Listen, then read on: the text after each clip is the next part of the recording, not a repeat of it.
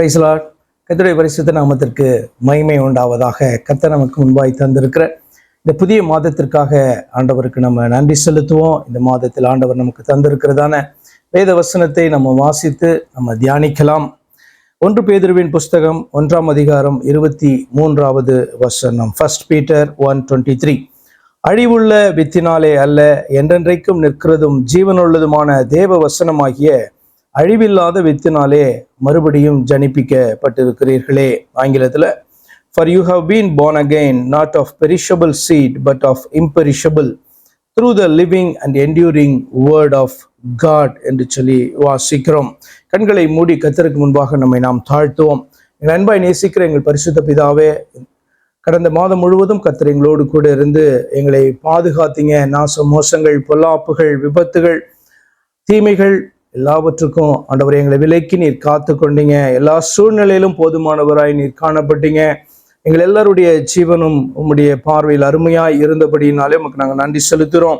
எங்களுக்கு தேவன் தந்திருக்கிறதான இந்த புதிய மாதத்தையும் கர்த்தர் எங்களுக்கு ஆசீர்வதித்து கொடுப்பீராக. ரட்சிப்பை குறித்து எவ்வளமாய் கர்த்தர் எங்களை ரட்சித்தீர் என்கிறதை குறித்து ஆண்டவரே இந்த மாதத்தில் அதிகமாய் நாங்கள் தியானிக்க கர்த்தர் எங்களுக்கு கிருபை செய்வீராக. தாழ்த்தி உம்முடைய கரத்திலே எங்களை ஒப்பு கொடுக்கிறோம். கர்த்தராகிய இயேசு கிறிஸ்துவின் நாமத்தில் ஜெபிக்கிறோம் அருமை பிதாவே, ஆமென். இந்த மாத செய்திகளுக்கு துவக்கமாக சுருக்கமாக ஒரு சில நிமிடங்கள் தியானத்திற்காக எடுத்துக்கொண்டதான தலைப்பு புது வாழ்வு, நியூ லைஃப்.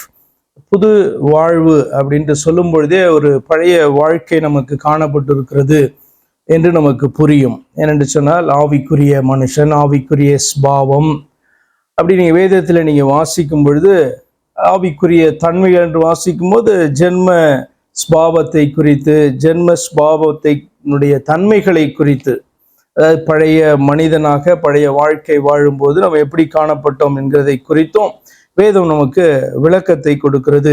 இப்போ முதலில் நாம் இந்த பூமியில் பிறந்தபோது, உலகத்தில் பிறந்தபோது உலக மனுஷனாகவே நாம் பிறந்தோம். உலகத்தான் அப்படி சொல்லுவாங்கல்ல, அதே போல் உலக மனுஷனாக தான் காணப்பட்டோம். கர்த்தருடைய கண்களிலே நமக்கு தயவு கிடைத்து கர்த்தர் நமக்கு வைத்திருக்கிறதான அந்த ரட்சிப்பின் பாதையை நாம் அறிந்த பொழுது நம்முடைய இருதயத்தை தாழ்த்தி நம்ம அவரை ஏற்றுக்கொண்டோம். அதை குறித்து அந்த வசனம் சொல்லுகிறது, எவ்வண்ணமாக கர்த்தர் தம்முடைய வசனத்தினாலே நம்மை ஜனிப்பித்தார் என்று சொல்லி. ஏன் அப்படி நான் சொன்னேன்? முதல்ல நம்ம இந்த உலகத்தில் பிறக்கும் போது உலக மனுஷனாக, உலகத்தானதாக நம்ம காணப்பட்டோம் என்று சொல்லி. யோவான் 8:23 வாசிக்கிறோம், இயேசுவானவர் பிரசங்கத்தின் போது சொன்னதான காரியம், அவர் அவர்களை நோக்கி, நீங்கள் தாழ்விலிருந்து உண்டானவர்கள், நான் உயர்விலிருந்து உண்டானவன்.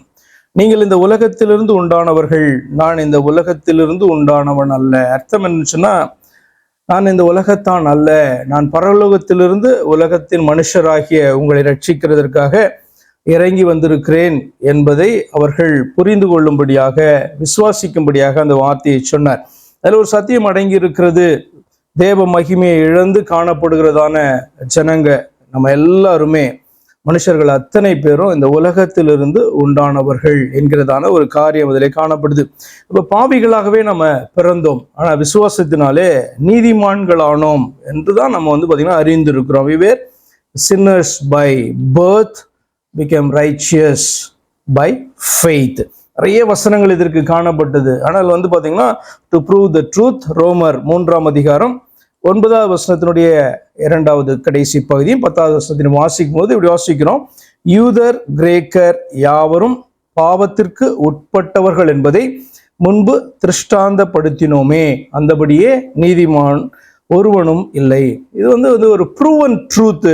எல்லா மனுஷர்களும் உலகத்துல வித்தியாசம் இல்லாதபடிக்கு எல்லா மனுஷர்களுமே பாவத்திற்கு உட்பட்டவர்கள் என்று திருஷ்டாந்தப்படுத்தினோமே என்று சொல்லி அவர் எழுதுகிறார். அப்ப தேவனுடைய பார்வையிலே ஒருவனும் நீதிமானாக இல்லாத பொழுது நம்ம ஆண்டவர் நீதிமானாக மாற்றுகிறதற்கு அவர் செய்ததான காரியம் தான் அவர் மனு உருவிலே இந்த பூமியிலே வெளிப்பட்டதான காரியம். தம்முடைய வார்த்தைகளை நமக்கு சுவிசேஷமாக அறிவித்த காரியம். அதை குறித்து பேதுரு எழுதும் போது, என்றென்றைக்கும் நிற்கிறதும் ஜீவன் உள்ளதுமான தேவ வசனமாகிய அழிவில்லாத வித்தினாலே மறுபடியும் ஜனிப்பிக்கப்பட்டிருக்கு. அதாவது மறுபடியும் நீங்கள் பிறந்திருக்கிறீர்கள், கர்த்தர் உங்களுக்கு ஒரு புது வாழ்வை தந்திருக்கிறார் என்று சொல்லி அவர் எழுதுகிறார். ஆனபடினாலே புது வாழ்வு நமக்கு தந்தார்.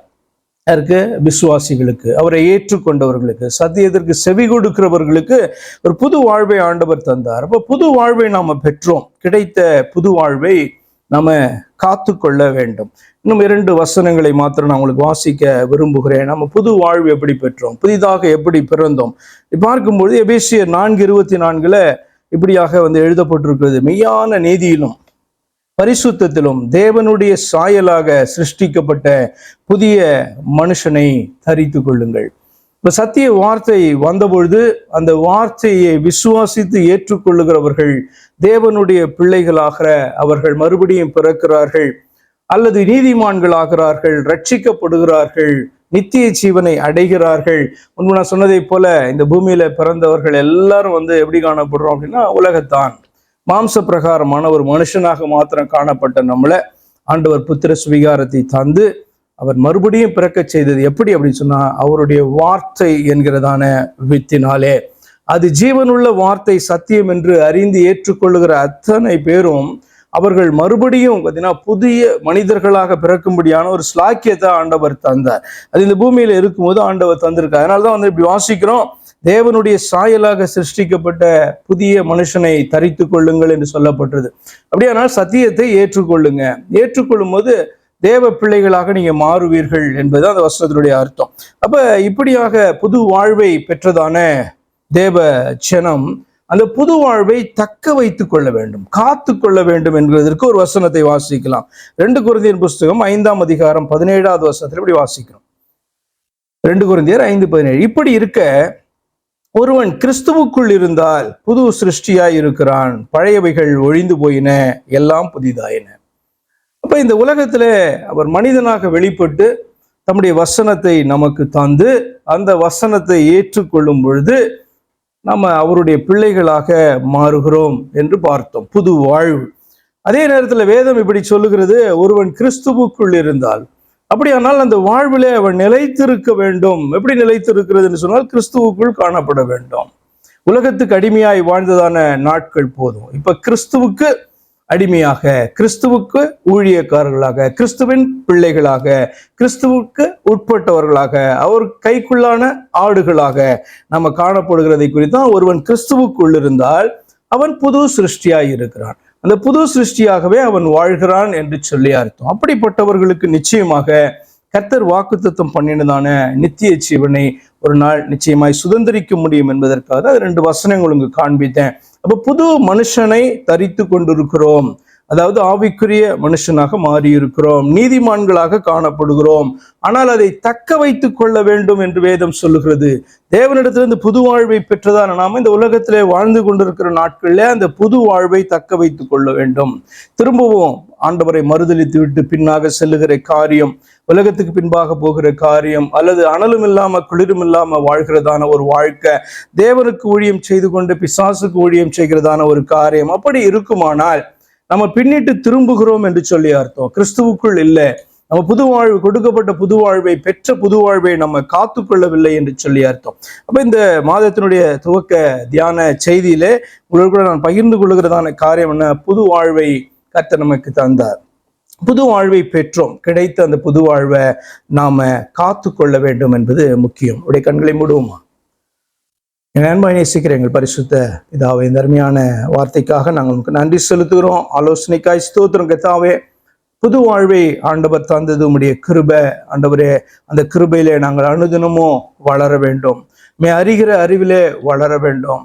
ஆண்டவரே, எங்களுக்குள் கர்த்தர் துவைக்கின்ற அந்த விசுவாசத்திலே நாங்கள் உறுதியாக இருக்க வேண்டும், அதை காத்து கொள்ள வேண்டும் என்று சொல்லி ஆண்டவர் நாளை கற்றுக் கொடுத்தீங்க. இதுல உறுதியாய் காணப்பட கர்த்தர் கிருபை செய்யுங்க.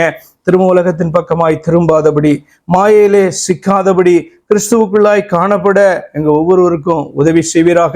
இந்த மாதத்தை கர்த்தர் எங்களுக்கு ஆசீர்வதித்து தருவீராக. கர்த்தராகிய இயேசு கிறிஸ்துவை நாம ஜெபிக்கிறேன் அருமை பிதாவே, ஆமென். என் ஆத்துமாவே கர்த்தரை ஸ்தோத்திரி, என் முழு உளமே அவருடைய பரிசுத்த நாமத்தை ஸ்தோத்திரி. என் ஆத்துமாவே கர்த்தரை ஸ்தோத்திரி. கர்த்தர் செய்த சகல உபகாரங்களையும் மறவாதே. ஆமென். God bless you all.